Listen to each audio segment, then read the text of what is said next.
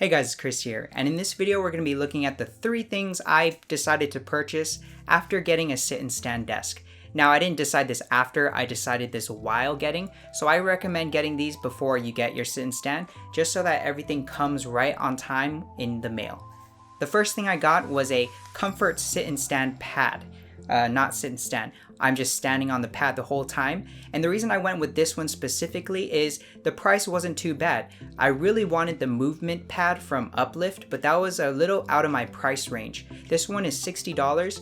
I don't know if you guys would pay for that, but it's a little bit of a premium. Maybe you could get it for $40 or cheaper. But this one had a lot of nice features. It was really thick, so it was thicker than the kitchen mats that are like 1 inch thick. And it might be the same thickness as the movement mat.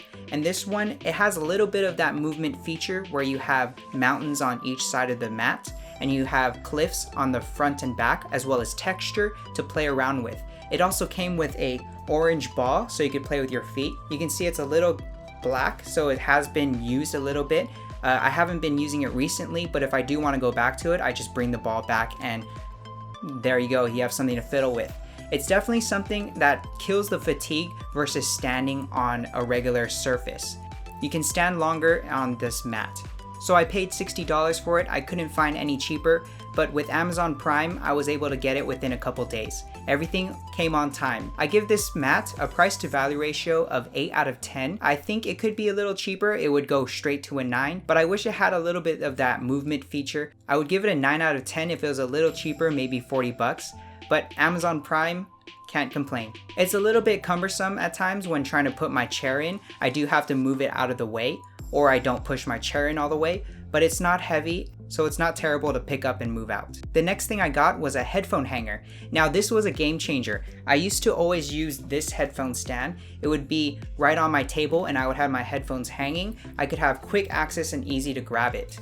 But now that I have a headphone hanger, it's hanging on the side of my table and it's easier to access as well. I just lean to my left and I can grab my headphones. It comes in 2 colors, the silver and black.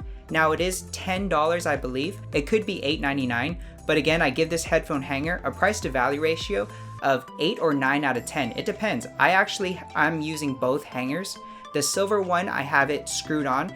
The screw-on installation is a little bit difficult. You have to line it up properly. I actually saw in an Amazon review some person had some trouble using it, but you can see you just need to screw it onto the table and then you can slide the headphone hanger onto the screw and then mount it by clicking it in. But the headphone hangers do come with a 3M tape so that you can mount it like so. The hanger is made out of aluminum, it's lightweight, and it has a really nice rubber pad on it to let your headphone band hang on the hanger. It's a good build quality for $10. It's not bad, $5 each, but I think it could be cheaper. But again, Amazon Prime gets you that quick shipping right on time. Let's keep moving forward. The next one I got was a under desk tray. So I got the biggest version of this tray. There are 2 varieties, the smaller one and the big one. I found that the bigger one has the rails are painted black versus the small one, it's not painted.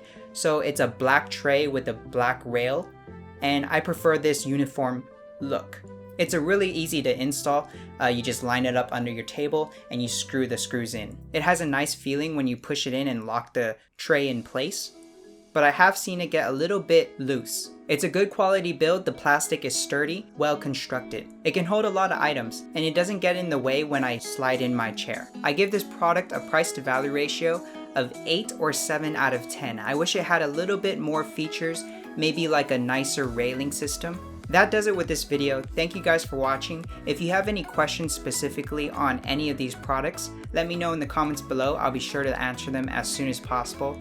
And I'll see you guys in the next video. Please subscribe for future content. Like the video if you did. Thank you guys for watching. Stay safe, and I'll see you guys in the next one. Please subscribe for future content. Bye guys.